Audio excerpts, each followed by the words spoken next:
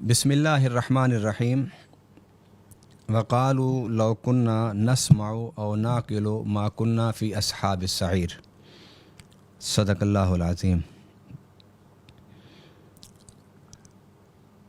रब्बुल आलमीन अहले जहन्नम से पूछेगा कि तुम्हें जहन्नम में कौन सी चीज़ ले गई, तो वो जवाब में कहेंगे कि हम सुनते नहीं थे और सोचते नहीं थे, और अगर हम सुनने वाले और सोचने वाले होते तो आज हम जहन्नम में न होते।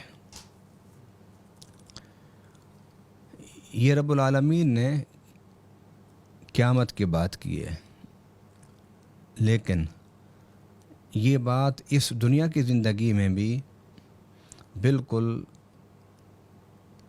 एक वाज़ेह सच्चाई की तरह चमकती हुई हमारे सामने है कि जो कौमें अक्ल और फ़िक्र से काम नहीं लेती उनकी दुनियावी ज़िंदगी भी जहन्नम होती है। कुरान पाक में अल्लाह ताला ने जन्नत और जहन्नम का तज़किरा किया, तो जन्नत का तज़किरा करते हुए रब्बुल आलमीन ने फरमाया कि जन्नत में भूख नहीं होगी, जन्नत में प्यास नहीं होगी, जन्नत में कोई बेलिबास नहीं होगा, और जन्नत में कोई तपश नहीं होगी। तपश जुल्म की तपश, जहालत की तपश, बेरोज़गारी की तपश, इज़्ज़तें लुटने का दुख। आज इस माशरे में 6 साल की बच्ची का रैप होता है और मुसलसल हमारे माशरे में ये काम हो रहे हैं। आज हमारे माशरे में लोग गुर्बत से बिलबिला उठे हैं। आज हमारे माशरे में जहालत का दौरा है। आज हमारे माशरे में लोगों के पास सर्दी में अपने जिस्म को गर्म कपड़ों से ढांपने की भी इस्तिताअत नहीं है। इसकी सब की वजह क्या कि हमने सोचना समझना छोड़ दिया। रब्बुल आलमीन ने ये अक्ल दिया था सोचने के लिए, लेकिन हमने इससे वो नहीं सोचा जो हमें सोचना चाहिए था। जो सोचें हमें जन्नत की तरफ लेके जाती वो हमने नहीं सोचा। तो दुनिया की ज़िंदगी हो या आखिरत की ज़िंदगी, ये दोनों ज़िंदगियों का मदार रब्बुल आलमीन ने, इसकी बेहतरी का मदार रब्बुल आलमीन ने सुनना और सोचना इस पर रखा है। अब कुरान की आयत है, कुरान पाक की आयत है, लौ कुन्ना नस्मउ औ नाक़िलु मा कुन्ना फ़ी अस्हाबिस सईर। अगर हम सोचने वाले होते, सुनने वाले होते, या हम सुनते और सोचते तो कभी जहन्नम में ना जाते। दुनिया में जिन लोगों ने, जिन कौमों ने अपनी ज़िंदगी को जन्नत बनाया है कि जिनके यहाँ खुशहाली है, जिनके यहाँ इल्म है, जिनके यहाँ खाने पीने और पहनने की सहूलतें हैं, जिनके यहाँ तालीम और सेहत के वाफिर ज़राए हैं, वो वही कौमें हैं जिन कौमों ने सुनना और सोचना शुरू किया। और जो नहीं सुनते और ना सोचते हैं, ना गौर व फिक्र करते हैं कुरान के फ़लसफ़े के मुताबिक, उनकी दुनिया की ज़िंदगी और आखिरत की ज़िंदगी जहन्नम जैसी होगी। अब कुरान के इस उसूल को सामने रख लें कि जब रब कह रहा है कि सुनना होगा, सोचना होगा, तो फिर ज़िंदगी बदलेगी।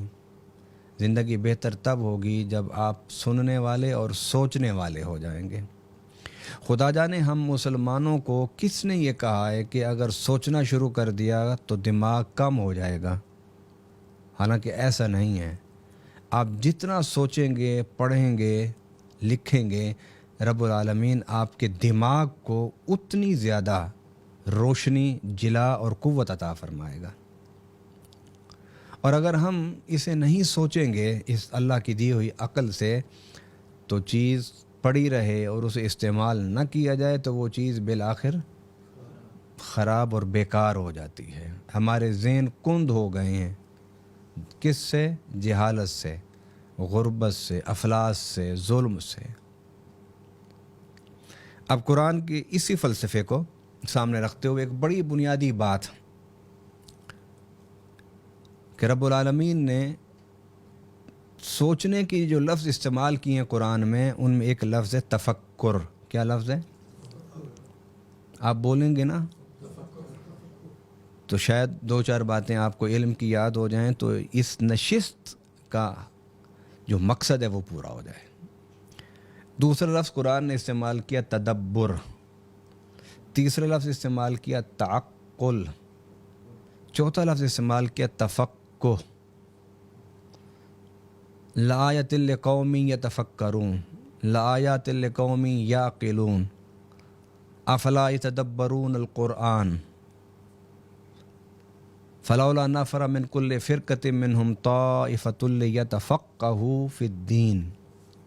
یہ چار لفظ اللہ تعالیٰ نے قرآن میں استعمال کیے، جن کے ذریعے سے ہمیں کیوں ہم مسلمان ہیں، بالخصوص ہمیں اور بالعموم پوری انسانیت کو اللہ تعالیٰ نے غور و فکر کی دعوت دی ہے۔ بالخصوص ہمیں اور بالعموم پوری انسانیت کو غور و فکر کی دعوت دی ہے۔ اور میں نے جب تلاش کیا کہ قرآن پاک میں اللہ تعالیٰ نے کتنی بار دعوت دی ہے، تو دو مجھے روایتیں ملیں 19-20 کے فرق سے۔ جب لوگوں نے آیات قرآنیہ کو شمار کیا تو ایک صاحب نے لکھا 750 اور ایک صاحب نے لکھا 752۔ 752 مرتبہ رب العالمین نے ہمیں قرآن میں سوچنے کی دعوت دی ہے۔ اچھا، دوسری طرف میں اسے زیادتی تو کہہ سکتا ہوں، لیکن کسی کی نیت پر میں شک نہیں کر سکتا کہ کہتے ہیں جی نماز کا ذکر قرآن پاک میں اللہ تعالیٰ نے 700 مرتبہ۔ میں نے بڑی تحقیق کی ہے، بہت سوچا، بہت دیکھا، تو مجھے 80 سے زائد مقامات پر نماز کا ذکر نہیں نظر آیا۔ کتنے مقامات پر؟ 80 سے زائد مقامات پر نہیں ذکر آیا۔ اور زکوٰۃ کا ذکر قرآن پاک میں اللہ تعالیٰ نے 82 مقامات پر کیا ہے۔ رب العالمین کسی بات کا ذکر ایک دفعہ بھی کر دے تو اس کی اہمیت سے بھی انکار، اس کی عظمت سے بھی سر نہیں اٹھائے جا سکتے۔ مطلب یہ نہیں ہے کہ اگر 80 مرتبہ نماز کا ذکر ہے تو کوئی اس کی اہمیت غور و فکر سے کم ہو گئی، ایسا ہرگز نہیں۔ کیوں ہمارے ہاں لوگ جب سنتے ہیں بات کو تو اس سے مثبت پہلو نکالنے کی بجائے ان کی پہلی کوشش یہ ہوتی ہے کہ اس سے کوئی نہ کوئی نیگیٹو، کوئی منفی پہلو نکالا جائے۔ اور میں سمجھتا ہوں کہ اس میں اس نیگیٹو سوچنے والے کا کوئی قصور نہیں، قصور اس کے ارد گرد جو انوائرمنٹ ہے یا اس کی تربیت جس میں اس نے پروان چڑھا، یہ اس کا قصور ہے۔ خیر، میں اگر یہ کہہ رہا ہوں کہ 80 بار نماز کا اور 82 بار زکوٰۃ کا ذکر ہے اور 750 یا 52 مرتبہ رب نے غور و فکر کی دعوت دی ہے، اس کا ہرگز یہ نہیں مطلب کہ نماز کی اہمیت کم ہو گئی ہے یا زکوٰۃ کی اہمیت کم ہو گئی ہے۔ نماز تو انسان کی روح کی قوت، طاقت، ارتقاء اور پروان چڑھنے کا ذریعہ ہے کہ جس میں آپ بیٹھ جاتے ہیں، دنیا کے سب لوگوں کو درمیان سے نکال دیتے ہیں اور سارے پردے اٹھانے کی کوشش کرتے ہیں اور اپنے رب کو دیکھنے کی جدوجہد میں لگ جاتے ہیں۔ اس سے بڑی کیا عبادت ہوگی؟ اس سے بڑا کون سا عمل ہوگا کہ جو خالق اور مخلوق کے درمیان رابطے اور وصال کا ذریعہ بنے؟ لیکن رب العالمین نے 80 مرتبہ نہیں، 180 مرتبہ نہیں، 752 مرتبہ انسان کو مخاطب کر کے غور و فکر کی دعوت دی ہے. اور غور و فکر جو ہے، غور و فکر اس کے بارے میں حدیث مبارکہ میں بھی ہے کہ اگر کوئی ساری زندگی یعنی 50 سال 60 سال 70 سال سرسجدے میں رکھے، عبادت کرتا رہے، اور ایک طرف ایک بندہ بیٹھ کے غور و فکر میں چند لمحے گزار دے، تو رب کے نزدیک ان چند لمحوں کی اہمیت زیادہ ہے، ان چند لمحوں کا اجر زیادہ ہے. وہ اس لیے کہ انسان جب علم کی بات سنتا ہے اور پھر غور کرنے کی رب نے حکم دیا، وہ اس لیے دیا کہ یہ نہیں کہ ہر سنی سنائی بات کو مان لو، ہر سنی سنائی بات پر غور کرو، غور و فکر کرو، اس کی تحقیق کرو، اس کی جستجو کرو. اس سے ایک تو آپ کے علم میں اضافہ ہوگا، دوسرا آپ کے سامنے حقیقت کے راز اٹھتے جائیں گے. آپ کے پاس وہ علم اکٹھا ہو جائے گا جس علم کی بنیاد حقیقت پر ہوگی، باتوں پر نہیں ہوگی. اب قرآن پاک میں اللہ تعالیٰ نے ایک جگہ اور ارشاد فرمایا، ذرا اس کو سنتے جائیے، کیونکہ میرے بیان کرنے کا مقصد صرف یہ ہے کہ ہم مسلمانوں میں بالخصوص اور بالعموم امت مسلمہ میں غور و فکر اور تدبر کی عادت پیدا ہو. قرآن پاک میں اللہ تعالیٰ نے ایک مقام پر ارشاد فرمایا اولم یسیروا فی الارض، کہ تم زمین میں کیوں نہیں گھومتے پھرتے، فتکون لہم قلوب یعقلون بہا، تاکہ اللہ کی کائنات کو دیکھو اور تمہارے دل جو ہیں یعقلون وہ سوچنا شروع کریں.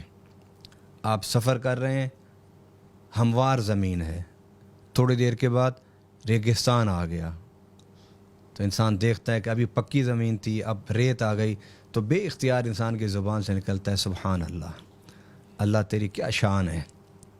پھر اس کے بعد جب آپ پھر سفر کرتے ہوئے آگے نکلتے ہیں تو پہاڑ آ جاتے ہیں، چھوٹے چھوٹے پہاڑی ہیں. پھر اس سے آگے آپ نکلتے ہیں تو اس سے بڑے پہاڑ، پھر اس سے آگے نکلتے ہیں تو اس سے بھی بڑے پہاڑ، پھر جتنے بڑے پہاڑ اتنے بڑے درخت، پھر جتنے بڑے بڑے پہاڑ ہیں اسی کے اندر پھر آبشاریں، چشمے نکل رہے ہیں. یہ انسان کو قرآن کہتا ہے کہ جب آپ چلیں گے پھریں گے، رب کی کائنات کو دیکھیں گے، تو آپ کے دل سوچنا شروع کر دیں گے. کیا شروع کر دیں گے؟ سوچنا شروع کر دیں گے.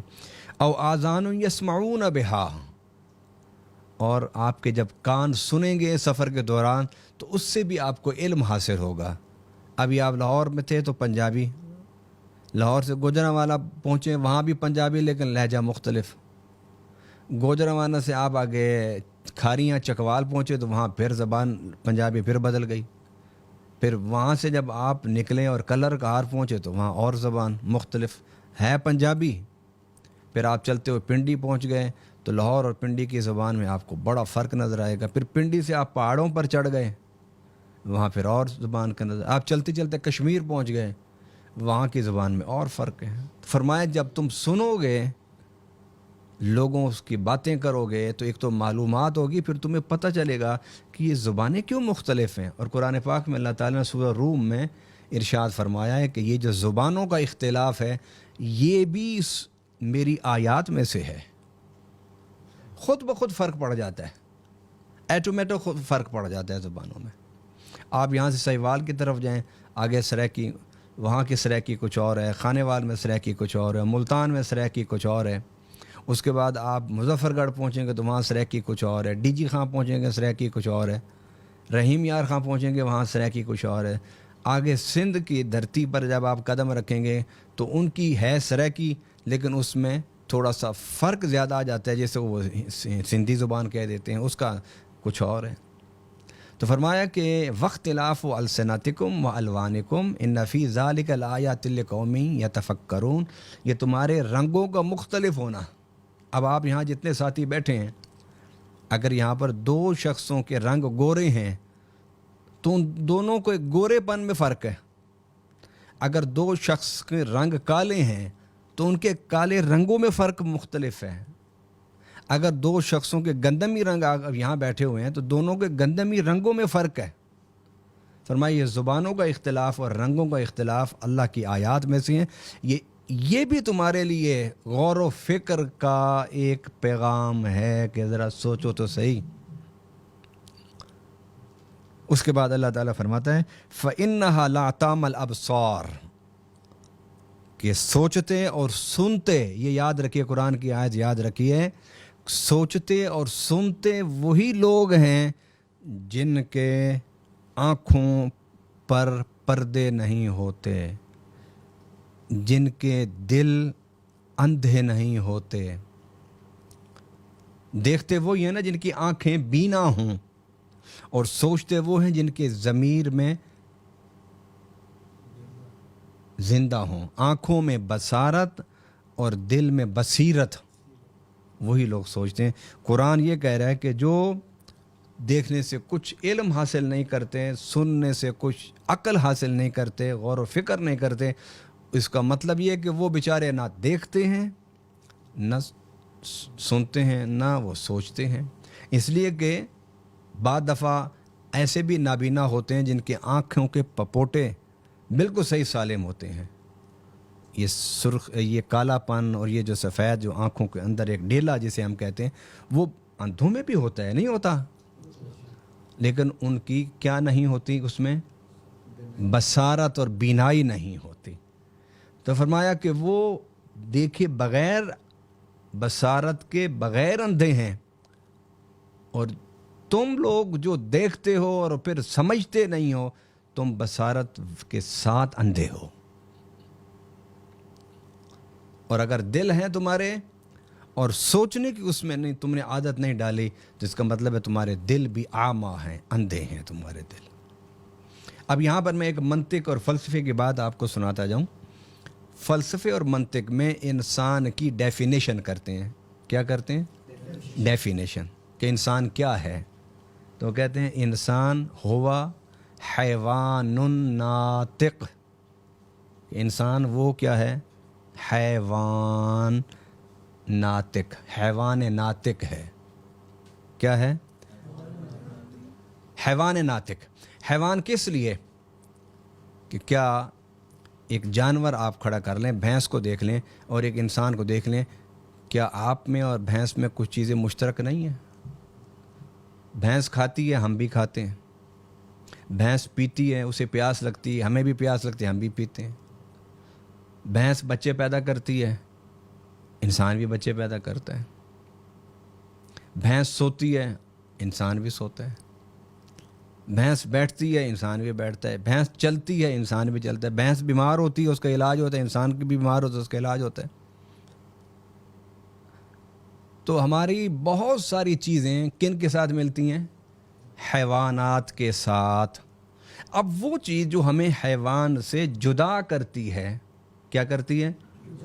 الگ کرتی ہے ہمیں حیوان سے، وہ منطقی کہتے ہیں وہ ناطق ہے.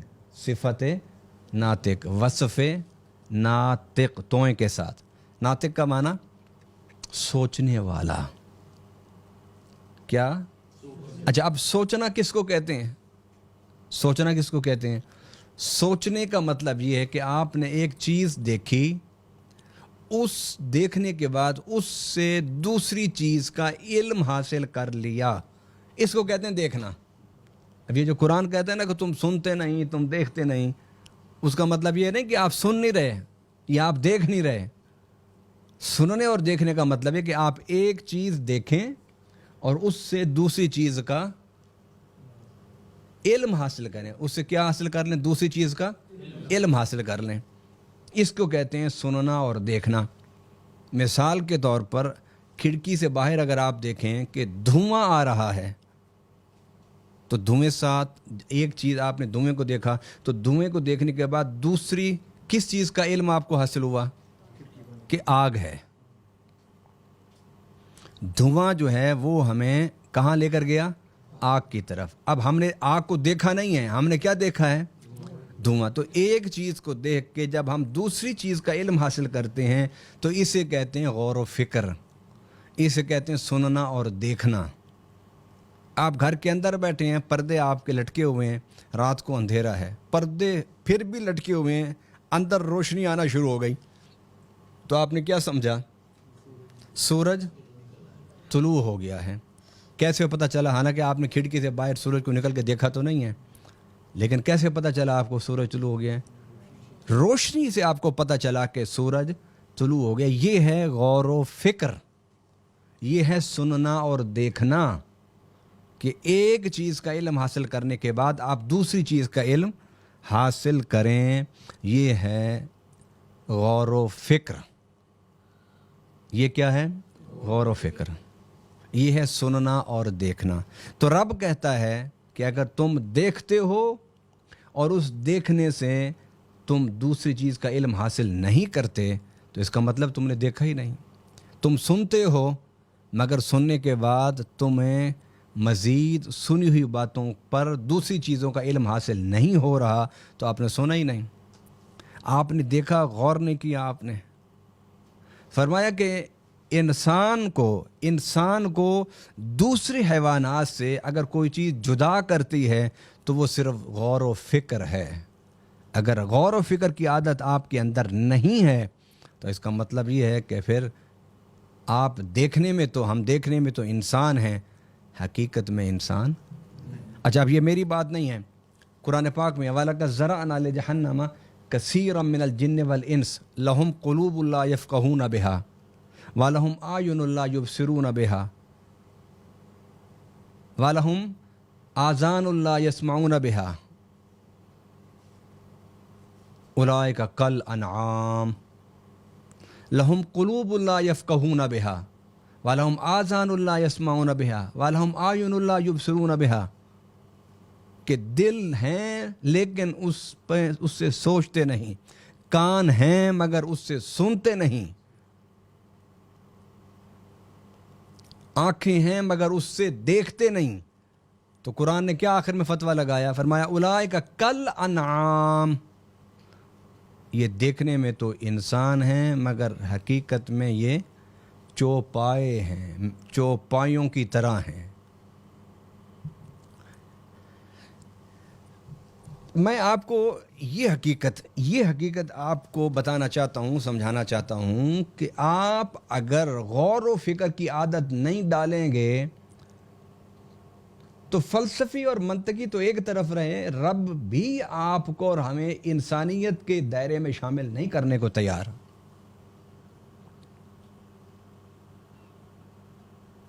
वो इंसानी माशरा नहीं होता, वो फिर हैवानी माशरा होता है। अच्छा, हैवानों के माशरे में क्या होता है? मैं एक बहुत बड़ी बात आपको समझाना चाहता हूँ। हैवानी माशरे में क्या होता है? जिसकी ताकत होती है वो अपनी ताकत के ज़ोर पर अपने मौजूद जो कमज़ोर होते हैं उनको दबा लेता है। आप ये देखिए टीवी पर, कौन सा चैनल है? जियोग्राफी। उस पर आप देखें कि जंगलों में हर ताकतवर जानवर कमज़ोर को दबा के मार देता है, खा लेता है। आप समंदर में देखें, बड़ी मछली छोटी मछलियों को खा रही है, बड़ा जानवर छोटे जानवरों को खा रहा है। वहाँ पर निज़ाम चलता है ताकत की बुनियाद पर। और जिन माशरों में इल्म, अक़ल, गौर व फिक्र की आदत न हो, कुरान उनको भी हैवान कहता है। और उनमें भी यही कुछ होता है कि जिसके पास ताकत होती है वो दूसरे को दबा देता है। ये जो हमारे माशरे में रोना धोना है जुल्म का, बर्बरियत का, वहशत का, वो इस वजह से है कि हमारा माशरा कुरान के मुताबिक इंसानी माशरा ही नहीं है। इंसानी माशरा में सोचने वाले लोग होते हैं, गौर करने वाले लोग होते हैं, समझने वाले लोग होते हैं। वो कोई कानून होता है उनके पास, कोई उनका अखलाक होता है, कोई उनके ज़हन में अदल का तसव्वुर होता है, इंसानियत की तकरीम होती है कि रब ने कहा है कि इंसान को मैंने मुकर्रम बनाया है। वो इन चीज़ों में अक़ली तौर पर, फ़िक्री तौर पर, इल्मी तौर पर वो बंधा हुआ होता है। اس سے اگر کوئی زیادتی کرے تو وہ زیادتی کو برداشت کرتا ہے، اگر اس کے ساتھ کوئی بدتمیزی کرے وہ اس بدتمیزی کو برداشت کرتا ہے، اگر اس پر کوئی ظلم کرے تو جواب میں ظلم نہیں کرتا، عدالت خود اس کے گھر پہنچ کے اس کو انصاف دیتی ہے۔ کبھی حیوانوں کے معاشرے میں بھی آپ نے دیکھا کہ عدل ہو رہا ہو؟ یہ کوئی اتنا باریک نقطہ نہیں ہے، بڑا آسان سا نقطہ ہے کہ انسانی معاشرہ جو شکل اور شباہ سے انسانی معاشرہ ہے، وہ اگر حقیقتاً انسانی معاشرہ بننا چاہتا ہے تو علم ضروری ہے، عقل ضروری ہے، غور و فکر ضروری ہے۔ جب تک یہ نہیں ہوگا تو وہ شکل انسانی رکھنے والا معاشرہ وہ حیوانی معاشرہ رہے گا، اور حیوانی معاشرے کی پہچان یہ ہوتی ہے کہ اس میں بربریت ہوتی ہے، اس میں چھینکا تینی ہوتی ہے، آپ وہ ایک جانور اس سے چھین رہا ہے، دوسرا اس سے چھین رہا ہے۔ اس میں کیا ہوتا ہے کہ جو طاقتور ہوتا ہے وہ دوسرے کو مار کے جو چاہتا ہے کر لیتا ہے۔ یہ ساری جو ہمارے معاشرے میں جو چیزیں آپ کو نظر آ رہی ہیں ظلم و بربریت کی، یہ در حقیقت اس لیے ہے کہ ہمارا معاشرہ حقیقتاً انسانی معاشرہ ہی نہیں ہے۔ اور دعویٰ دیکھیں تو دعوے کیا ہیں کہ میں تو بہت بڑا توحیدی ہوں، میں تو بہت بڑا عاشق رسول ہوں، میں نے تو عظمت صحابہ کے لیے اپنی گردن کٹوانے کے لیے تیار ہوں، میں اہل بیت کی محبت میں اپنے کنبے کو لٹانے کے لیے تیار ہوں۔ دعوے یہ ہیں، ارے یہ تو بڑے درجے ہیں نا، انسانیت سے اوپر درجہ ہے اسلام کا، اسلام سے اوپر درجہ ہے ایمان کا، اور پھر ایمان سے جب درجہ بڑھتا ہے تو وہ عشق پر انسان جا پہنچتا ہے۔ انسانیت تو آغاز ہے، پہلا نقطہ آغاز انسانیت ہے، اور یہ شکل انسانی رکھنے والے یہ حقیقتاً انسان قرآن کہتے اس وقت بنیں گے جب یہ غور و فکر، عقل، تفکر اور تدبر اور علم حاصل کریں گے، اور ان کے اندر اخلاق پیدا ہوگا، ان کے اندر بربریت ختم ہوگی، یہ ظلم کریں گے نہیں، ان میں جہالت نہیں ہوگی۔ یہ جب چار چیزیں آپ کے اندر پیدا ہوں گی اس معاشرے میں تو پھر یہ سوسائٹی کہلائے گی ہیومن سوسائٹی۔ اور اگر یہ چار پانچ چیزیں نہیں پیدا ہوئیں تو اسے ہیومن سوسائٹی کوئی نہیں کہتا۔ جن لوگوں کی اخلاق اچھے نہ ہو، بات کرنے کا ڈھنگ نہ آتا ہو جن کو، اور ہر چھوٹی بڑی بات پر ایک دوسرے کو نوچ کھانے کے لیے تیار ہوں، کیا صحابہ کرام رضوان اللہ تعالیٰ علیہم اجمعین کا وہی عمل دیکھ لیں کہ زخمی تھے صحابہ، پیاس سے صدائیں دے رہے تھے، تو ایک آدمی پیالہ لے کے آیا پانی کا، تو وہ پینے لگا تو دوسرے نے آواز دے دی العطش، اس نے کہا یار میں نہیں پیتا، میرے بھائی کو زیادہ ضرورت ہوگی، ادھر لے جاؤ۔ جب اس کے پاس پیالہ گیا تو وہاں پینے لگا تو تیسری طرف سے آواز آئی، اس نے کہا نہیں یار اس کو لے جاؤ۔ چوتھا جب پینے لگا تو پانچویں نے آواز دی، یہاں تک کہ 7 بندوں نے آواز دی۔ جب 7ویں کے پاس پیالہ پہنچا تو وہ شہید ہو چکا تھا۔ وہ پھر بھاگا پہلے کی طرف، وہ بھی شہید، دوسرا بھی شہید، تیسرا بھی شہید، سارے شہید۔ یہ چھینا جھپٹی جو ہوتی ہے یہ معاشرہ انسانی کے اوصاف ہیں۔ آپ ایک گوشت کا لوتھڑا ڈالیں، دیکھیں 4 بلیوں میں وہ کیا کرتی ہیں۔ کوئی یہ نہیں کہے گا کہ آپ لے لیں، وہ کہے گا نہیں میں لے کے بھاگوں یہاں سے۔ 4 کتوں میں آپ کوئی چیز رکھ دیں، ہر کتا یہ کوشش کرے گا کہ میں لے کے نکل جاؤں، یہ نہیں کہے گا جناب آپ پہلے۔ یہ ایٹیکیٹ انسانی سوسائٹی کے ہیں کہ اپنی بھوک اور پیاس کو پیچھے رکھ کے دوسروں کو آگے کرتا ہے، ظلم کرتا نہیں، ظلم سہتا ہے۔ اپنے غلط رویوں سے دوسرے کو کسی دوسرے کو برداشت کرنے پر نہیں مجبور کرتا، بلکہ دوسروں کے غلط رویوں کو برداشت کرنے کے لیے اپنے جگر کو کھولتا ہے، علم حاصل کرتا ہے، غور و فکر کرتا ہے۔ اب آپ مجھے بتائیے اس سے بڑی آیت جو قرآن پاک کی میں نے آپ کو سنائی ہے، اس سے بڑی آیت کیا ہوگی جو آپ کو اور مجھے غور و فکر اور علم پر مجبور کر دے؟ اچھا میں اگلی آیت اگر اس آیت کا اگلا حصہ سناؤں نا آپ کو تو لیکن آپ سنیں تو تب ہے نا بھئی، یہ جو ہے نا اس سے سننا، یہ سننا نہیں قرآن کہتا.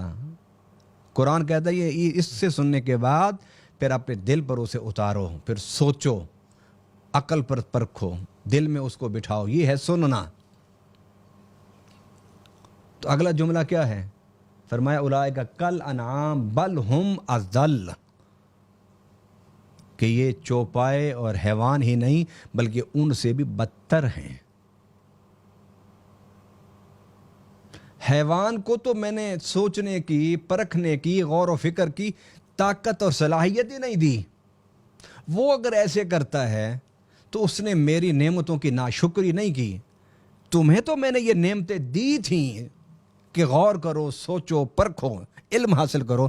تم نے میرے ان نعمتوں کی ناشکری کی، بے قدری کی. تو ان حیوانات نے تو میری کسی نعمت کی بے قدری نہیں کی. یہ عقل اللہ کی نعمت ہے، یہ آنکھ اللہ کی نعمت ہے، یہ دل اللہ کی نعمت ہے، یہ رب کی نعمتیں. اللہ کہتا ہے میں نے تمہیں دیں لیکن تم نے ان سے کام ہی نہیں لیا. تو گویا وہ انسان جو رب کی ان دی ہوئی نعمتوں سے کام نہیں لیتے، فرمایا کہ وہ حیوانات کی مثل ہیں بلکہ ان سے بھی بدتر ہیں. اور تیسری ڈگری پھر خدا نے دی، فرمایا اولئک هم الغافلون، یہ تو غافل لوگ ہیں. اب آئیے میں اس موضوع کو سمیٹنا چاہتا ہوں کیونکہ ہمارا موضوع تھا تفکر، تدبر، تعقل، یہ راستہ ہے تسخیر کائنات کا. اب آئیے میں اس حوالے سے ایک آپ کو حدیث پاک نبی پاک صلی اللہ علیہ وسلم کے ارشاد گرامی سے میں آپ کو سناتا ہوں، جس میں میرے آقا صلی اللہ علیہ وسلم نے فرمایا کہ غور و فکر جو ہے وہ اللہ کی نعمتوں کو کھولنے کا راستہ ہے. کیا فرمایا؟ غور و فکر اللہ کی نعمتوں کا راستہ کھولنا ہے. اس سے اللہ کے نعمت کے راستے کھل جاتے ہیں. غور و فکر کی بات کی ہے. ایمان جو ہے نا، ایمان، دین حق اسلام، اس پر چلنا، اس میں دنیا اور آخرت کی بہتری ہے. لیکن جو دین اسلام قبول نہیں کرتا مگر غور و فکر کرتا ہے، رب اس کو بھی نعمتیں دیتا ہے. اب امریکہ جو ہے، کینیڈا، امریکہ، یورپ، آسٹریلیا، جاپان، چائنا، کوریا، رب کی نعمتوں کی بھرمار ہے ان کے پاس. مثلا آپ بڑا گھر بنا کے اس پر کیا لکھتے ہیں؟ ھذا من فضل ربی. بھئی گھر کو، اچھے گھر کو رب کی نعمت سمجھتے ہو تو یہ لکھتے ہو نا. اگر بڑی گاڑی ہو تو اس کے بیک شیشے پر لکھا ہوتا ہے کہ میری ماں کی دعائیں ہیں. تو گاڑی کو نعمت سمجھا تو آپ نے اس کو لکھا نا. اگر اچھے کپڑے پہنتے ہو تو رب کی نعمت ہے نا. اچھا موبائل آپ کے پاس ہے تو یہ رب کی نعمت ہے. اولاد نیک ہے تو رب کی نعمت ہے. بیوی اچھی ہے تو رب کی نعمت ہے. تو یہ نعمتیں ہیں نا. یہ نعمتیں کن کے پاس ہیں؟ ان لوگوں کے پاس ہیں جنہوں نے غور و فکر، تدبر اور تحقیق کا راستہ اختیار کیا. اور جن قوموں نے غور و فکر کا راستہ نہیں اختیار کیا وہ تسخیر کی طرف نہیں آ سکے. اور جو تسخیر کی طرف نہیں آ سکی قومیں، وہ دنیا میں پست قومیں کہلاتی ہیں. پست قومیں، میں کوئی بڑا لفظ نہیں بولنا چاہتا. پست قوم، میں بڑا ہلکا سا لفظ اپنے لیے بول رہا ہوں کہ ہم لوگ انہی قوموں میں شمار ہوتے ہیں. مجھے یہ بتائیے، قرضہ دینے والے کی عزت ہوتی ہے، قرضہ لینے والے کی عزت ہوتی ہے؟ لینے والے کی. میرے آقا صلی اللہ علیہ وسلم نے قرضہ لینے والے کے بارے میں کیا فرمایا؟ کہ فَإِنَّهُ هَمٌّ فِي اللَّيْلِ وَمُذِلَّةٌ فِي النَّهَارِ. قرض رات کا غم اور دن کی ذلت ہے. رات آپ گھر میں بیٹھے ہیں، آپ نے قرضے دینے، اب آپ نیند ہی نہیں آ رہی، گولی پہ گولی کھا رہے ہیں.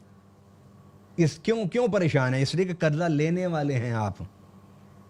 اور دن کی ذلت، اب آپ گھر کے اندر بیٹھے ہیں تو لوگ دروازہ توڑ دیں پیٹ پیٹ کے، گھر کے باہر نکلیں تو گلی میں آپ کو گھسیٹیں پکڑ کے۔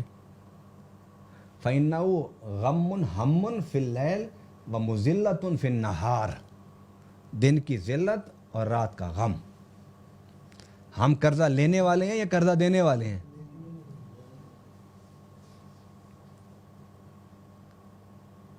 تو وہ قوم جو دنیا سے قرضے لے کے کھائے، جس کے پاس 20% بھی لوگ پڑھے لکھے نہ ہوں، جن کے ہاں 8 سال 6 سال کی بچیوں سے ریپ کیا جاتا ہو، پھر ریپ کر کے ان بچیوں کو مار دیا جاتا ہو، جہاں 8 سال کے بچوں کے ساتھ ریپ کیا جاتا ہو، جہاں ہر گھر میں بہو اور ساس آپس میں لڑ کے دوسرے کو لو لوہان کر رہی ہوں، اور بیٹوں کے لیے بیوی اور ساس مصیبت بنی ہوئی ہو، ارے یہ اس معاشرے کو اسلامی معاشرہ کہو گے؟ اس معاشرے کو مسلمانوں کا معاشرہ کہو گے؟ آپ عدالت میں نکلیں تو آپ کو رشوت دینی پڑے، آپ دفتروں میں جائیں تو آپ کو رشوت دینی پڑے، آپ کھانے پینے کی چیزیں خریدنے جاتے ہیں دل سے اطمینان نہیں کہ پتہ نہیں 1 نمبر بھی ہے یا نہیں ہے، آپ گوشت لینے جا رہے ہیں، آپ کو یقین ہی نہیں ہے کہ میں مٹن کے پیسے دے رہا ہوں، بکرے کے پیسے دے رہا ہوں، یا کھوتے اور کتے کے پیسے دے کے گوشت لے رہا ہوں۔ اس معاشرے کو آپ اسلامی معاشرہ کہتے ہو، مسلمانوں کا معاشرہ کہتے ہو، اور اس معاشرے میں بسنے والے لوگوں کو ہم لوگ عاشقان رسول کے سرٹیفکیٹ تقسیم کرتے پھر رہے ہیں۔ اس معاشرے میں بسنے والے لوگوں کو آپ محبان اہل بیت کا ان کو تمغے دیتے پھر رہے ہو۔ اسلامی معاشرہ، ان مومنوں کا معاشرہ، عاشقوں کا معاشرہ، یہ تو بہت اوپر والے درجے ہیں، ہم تو ابھی انسانی معاشرے کی سطح پر بھی نہیں آ سکے۔ اب یہاں پر میں اقبال کے ایک شعر پر اپنی بات کو ختم کرنا چاہتا ہوں، اور ختم کرنے سے پہلے کہ گزشتہ 400 سال سے غور و فکر کا کام وہ کر رہے ہیں جنہیں ہم کافر کہتے ہیں، جنہیں آپ کہہ لیں گورے کر رہے ہیں، یہ یورپ کر رہا ہے۔ گزشتہ 400 سال سے مسلمانوں نے کوئی کام نہیں کیا۔ آپ کی سوئی جو ہے نا، سوئی جس سے آپ بٹن لگاتے ہیں، یہ بھی یورپ نے بنائی ہے۔ ہمارے گھروں میں بچوں کی بدبو ہوتے تھے پیشاب کا، اس سے نجات دلائی ہے تو پیمپر نے، وہ بھی یورپ نے بنایا ہے۔ کوئی مانا کہ یا رائے وینڈی یا سندر میں نہیں بنایا کسی نے اس کو، یا قصور میں کسی نے نہیں بنایا اس کو، یا لاہور میں نہیں بنایا کسی نے، کروڑ پکے میں نہیں کسی نے بنایا۔ یہ گھروں کے اندر جو بچہ پیدا ہونے کے بعد 2 سال بدبو نہیں جاتی تھی، اس کو دور کرنے کا بھی سبب یورپ نے بنایا ہے۔ اب اگر یہ باتیں کی جائیں تو بعض لوگ پھر مغالطے میں مبتلا ہو جاتے ہیں کہ جی یورپ کی تعریف کر رہے ہیں۔ بھئی میں یورپ کی نہیں تعریف کر رہا، میں یہ بتا رہا ہوں کہ اہل یورپ نے انسانیت کی خدمت کی، اور وہ یہ خدمت ہے۔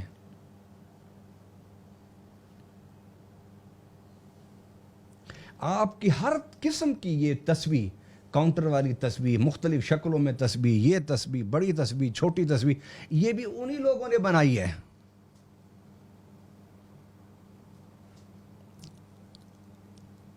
ہم نے تو علم تحقیق کا سارا کام ان کے سپرد کر کے بیٹھ گئے ہیں، اور قرآن نے کہا ہے کہ جن قوم میں غور و فکر، عقل، تدبر نہیں ہوگا، وہ تسخیر کی طرف نہیں جا سکتی، اور جب تک آپ تسخیر کی طرف نہیں جائیں گے، سائنس اور ٹیکنالوجی کی طرف نہیں جائیں گے، آپ قوم عزت والی بن ہی نہیں سکتے۔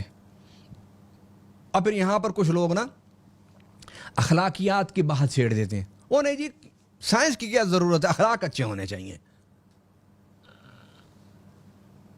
وہ یار سائنس کیا کہتی کہ اخلاق نہیں اچھے ہونے چاہیے؟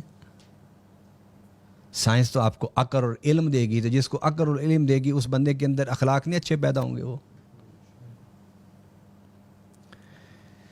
اقبال نے کیا کہا وہ سنیے. ہے تو تھوڑا سا شعر مشکل سا، میں نے دن میں بڑی دفعہ سوچا کہ میں اسے پڑھوں نہ پڑھوں، لیکن پھر میں نے کہا کہ میں نے تو کہا ہی نہیں نا، کہا تو اقبال نے ہے. تو اس کو سننے کے بعد جس نے کوئی تعریف کرنی ہوگی تو میری نہ کرے، اقبال کی کر دے. اگر کسی نے برا کہنا ہے تو اس شعر کو سننے کے بعد مجھے نہ کہے، اقبال کو کہے. اور اقبال کے صدقے میں مجھے بھی کوئی کہہ دے گا تو میں بھی برداشت کر لوں گا. اس لیے کہ جنہوں نے دنیا میں قوموں میں کوئی حقیقی سوچ پیدا کرنی ہوتی ہے، قوموں میں حقیقی تبدیلی پیدا کرنی ہوتی ہے، ان لوگوں کو باتیں سننا تو بڑی چھوٹی سی بات ہے. میں ایک تحریک پاکستان جن لوگوں نے چلائی، ان کے لیے سکول و کالج بنانے والی ایک شخصیت تھی. تو انہوں نے جب سکول و کالج بنایا تو اس کے لیے وہ ڈونیشن کرتے پھر رہے تھے. تو ایک اسٹیشن پر اترے تو ایک شخص نے انہیں جوتیوں کا ہار پہنایا. کیا پہنایا؟ تو انہوں نے خوشی سے، کچھ نے پھول کا پہنایا، کچھ نے پتیوں کا ہار پہنایا، ایک نے جوتیوں کا ہار پہنا دیا. انہوں نے خوشی سے وہ جوتیوں کا ہار اتار کے اپنے ساتھ جو ساتھی تھا، سیکٹری جس کو کہنا، اس کو دیا. انہوں نے کہا کہ اس آدمی نے اپنے گھر کی جوتیاں مجھے اکٹھی کر کے دی ہیں کہ انہیں بیچ کر سکول کے لیے چندہ اکٹھا کر لو. اتنا بڑا دل ہونا چاہیے. میں تنقید کرنے والوں کی تنقید سننے کے لیے تیار ہوں، اور اگر کہیں، میں پھر اعلان کر رہا ہوں، اگر کہیں میری فکر میں اصلاح کی ضرورت ہے قرآن و سنت کی روشنی میں، تو میں کھلے دل سے اس اصلاح کو بھی سننے کے لیے، قبول کرنے کے لیے ہر وقت تیار ہوں. میں انسان ہوں نا، میرا علم، میرا مطالعہ، میرا 25 سال کا تجربہ اور دنیا کے ممالک کا مشاہدہ، جو مجھے سیکھا میں آپ کے سامنے بیان کر رہا ہوں. اور انسان ہونے کے ناطے مجھ سے بھی غلطی ہو سکتی ہے. اگر کوئی میری غلطی کی نشاندہی کرے گا تو میں اسے سوچوں گا، اسے قبول کروں گا. کیونکہ حتمی چیز صرف اللہ کی اور اس کے رسول کی ہوتی ہے. اللہ اور اس کے رسول صلی اللہ علیہ وسلم کے بعد کسی کی بات حتمی اور قطعی نہیں ہوتی. علامہ اقبال نے کیا کہا سنیے شعر، اور پھر ہم آج کی بات کو ختم کریں. وہ کہتا ہے کہ دین کافر فکر و تدبیر و جہاد. اقبال بھی تو جرمنی گیا نا، یورپ گیا، پڑھتا رہا، پڑھا کے پھر ہندوستان آیا، پھر اس نے مسلمانوں کی قیادت سنبھالی. وہ سمجھ گیا تھا کہ مسلمانوں کو زوال کا اصل سبب کیا ہے. اس نے پھر یہ شعر کہے، اس نے کہا دین کافر فکر و تدبیر و جہاد. کافر کا جو دین ہے وہ ہے تفکر، تدبر، غور و فکر اور جہد مسلسل، ہر وقت محنت کرتے رہنا. یہ کافر کا دین ہے. اور دین ملا فی سبیل اللہ فساد. کہ ملا کا جو دین ہے وہ یہی ہے کہ ہر وقت فساد فساد فساد فساد. اور اس سے بھی ایک بڑا اس نے شعر کہا ہے. یہ تو میں نے آخری آپ کو شعر سنایا ہے، یہ جاوید نامہ کا پہلا شعر سن لیجئے تاکہ میں اس کو ختم کروں. دین حق از کافری رسوا ترست. وہ کہتے ہیں دین حق جو ہے نا وہ کافری، کفر سے بھی زیادہ رسوا کن ہے. نعوذ باللہ. دین حق از کافری رسوا ترست. کہ جو دین حق آپ لوگ بیان کر رہے ہیں وہ تو کافری سے بھی زیادہ رسوا کن ہے. کیوں؟ کہتے ہیں زاں کے ملا مومن کافر گرست. اس لیے کہ جنہوں نے دین کا ٹھیکہ اٹھایا ہوا ہے ان لوگوں کا ایک ہی کام رہ گیا ہے بس، کہ کافر تو کافر ہیں لیکن وہ اس کام میں لگے ہوئے ہیں کہ جو مومن ان کے ہتھے چڑھتا ہے اس کو بھی کافر بنا دیتے ہیں. تو کیا ہمارے ممبر و محراب سے یہی کام نہیں ہو رہا؟ کوئی عقل کی بات، کوئی غور و فکر کی بات، کوئی تدبر کی بات، کوئی تحقیق کی بات، کوئی ریسرچ کی بات، کوئی تسخیر کائنات کی بات آپ کو نظر آتی ہے؟ کبھی سنی ہے آپ نے؟ آپ حلفاً مجھے بتائیں، آپ کی عمریں گزر گئی ہیں مسجدوں میں جمعہ پڑھتے ہوئے، صرف مسجدوں میں نہیں، سیاسی جلسوں میں تقریریں سنتے ہوئے، صرف سیاسی جلسے نہیں بلکہ ٹیلی ویژن پر ٹاک شوز سنتے ہوئے، صرف ٹاک شوز نہیں بلکہ اخبارات پڑھتے ہوئے آپ کی زندگیاں گزر گئیں۔ کیا کسی ایک فورم پر بھی آپ کو یہ نظر آیا کہ کسی نے ایک عزیمت کے ساتھ تفکر، تدبر اور تسخیر اور سائنس اور ٹیکنالوجی کی بات کی ہو؟ آپ نے کبھی سنی؟ آپ نے؟ تو کہتے ہیں یہ کیا تم دین لیے پھر رہے ہو؟ کافر تو چلو کافر ہے ہی، لیکن تم میں سے ہر ایک کے دین میں دوسرا مومن کافر ہے۔ تم تو اپنے علاوہ کسی کو مومن ماننے کے لیے تیار نہیں ہو۔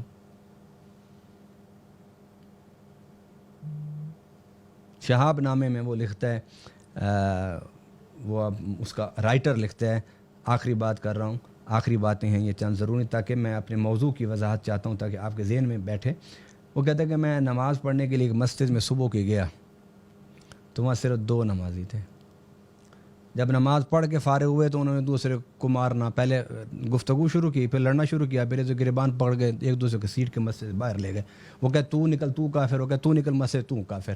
دونوں لڑتے لڑتے باہر آ گئے تو مسجد کو تالا لگا دی۔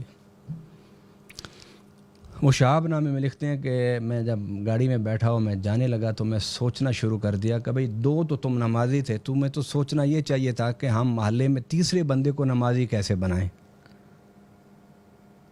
سوچنا تو یہ چاہیے تھا کہ ہم 2 مل کے تیسرا بندہ محلے سے کس طرح نمازی بنا کے مسجد میں لائیں، اور تم کس میں مصروف ہو گئے کہ ایک دوسرے کو مسجد سے نکال کے تم نے دھکے دے کے دونوں نے ایک دوسرے کو نکال کے باہر کر دیا اور مسجد کو تالا لگا دیا۔ تو اقبال کہتا ہے دین کافر فکر و تدبیر و جہاد، دین ملا فی سبیل اللہ فساد۔ اس معاشرے کے فساد کا ذمہ دار ملا صرف نہیں ہے بلکہ مسٹر بھی ہے۔ پورا معاشرہ اس کا ذمہ دار ہے۔ آپ جوانی میں دنیا کمانے کے لیے آپ سوچ سکتے ہیں، آپ کیا یہ چیزیں نہیں سوچ سکتے تھے؟ کیوں نہیں سوچی آپ لوگوں نے؟ آپ میں سے ہر بندہ اس معاشرے کو تباہ کرنے میں اس کا حصہ ہے۔ اب اس معاشرے کو بچانے کے لیے بھی ہم سب کو حصہ ڈالنا ہوگا، اور میں اللہ سے پورا امید رکھتا ہوں کہ انشاءاللہ وہ وقت جلد آئے گا کہ علماء کی طرف سے، مسجد و محراب اور منبر کی طرف سے میں نے اس ذمہ داری کو پورا کرنا شروع کر دیا ہے۔ میں فرض کفایہ کے طور پر اس بات کو کر رہا ہوں، انشاءاللہ جلد یہی آواز ہمارے حلقے سے اٹھے گی۔ مگر سیاستدانوں کو چاہیے کہ جو اپنے آپ کو بہت روشن خیال کہتے ہیں کہ کیمبرج اور آکسفورڈ سے ہم پڑھ کے آئے ہیں، یا تم نے کیا سیکھا، کیا وین لے کے آئے ہو تم پاکستان میں؟ یہ پاکستان کی زبوں حالی، پاکستان میں غربت و افلاس، پاکستان میں جہالت و ظلم، یہ وین آپ لے کر آئے تھے؟ اور اس یورپ اور اتنی بڑی بڑی یونیورسٹیوں سے پڑھ کے جب آئے تو آپ کسی وین پر آپ نے پاکستان کی خدمت کی آ کر؟ ہمارا میڈیا ٹاک شوز پر بٹھایا ہوا ایک دوسرے کو گالیاں دیتے ہیں، ایک دوسرے کو گریبان پکڑتے ہیں، ایک دوسرے کو مارتے ہیں، اور ہم قوم کا بھی مزاج بگڑ گیا ہے۔ ہم بھی دیکھتے ہیں یار یہ نہیں، اس چینل کو نہیں، اگلا چینل لگاؤ، اس میں دیکھیں گے اچھا فلاں فلاں بیٹا اس ٹاک شو کا بڑا مزہ آنا ہے۔ پھر مزہ کیا آئے گا کہ وہ ذرا تیز ہوتے ہیں باتیں کرنے میں، تھوڑا سا لڑنے میں زیادہ ماہر ہوتے ہیں، اس لیے وہاں پھر ہم چینل روک کے پھر ہم سنتے ہیں ان کو۔ قوم کا مزاج ہی ہم نے خراب کر دیا۔ منبر و محراب پر جائیں تو لڑائی، اخبار پڑھیں تو لڑائی، ٹی وی پر بیٹھیں تو لڑائی، گھروں میں جاؤ تو لڑائی۔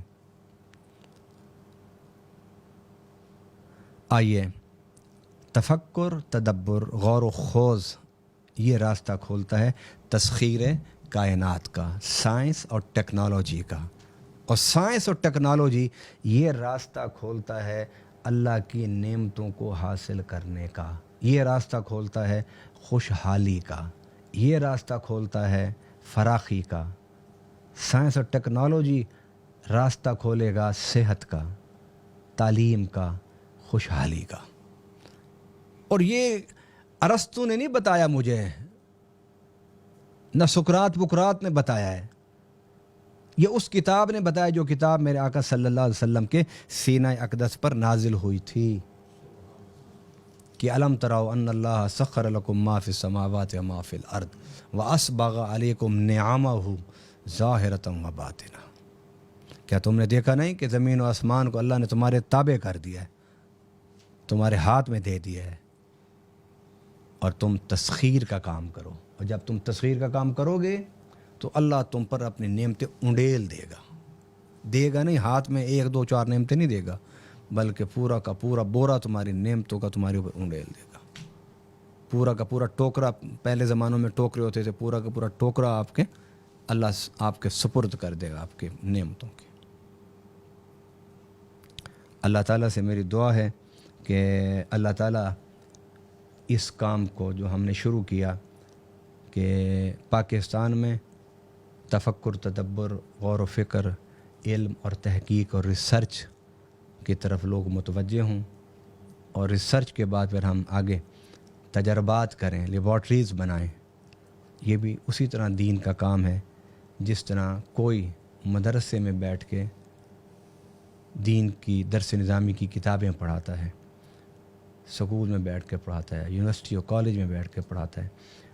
جو تحقیق اور ریسرچ اور لیبارٹری اور تجربات کے میدان میں اترے گا وہ بھی اللہ کو اتنا پیارا ہے، کیونکہ وہ انسانیت کے دکھوں کو دور کرنے کے لیے سہولتیں پیدا کرتا ہے.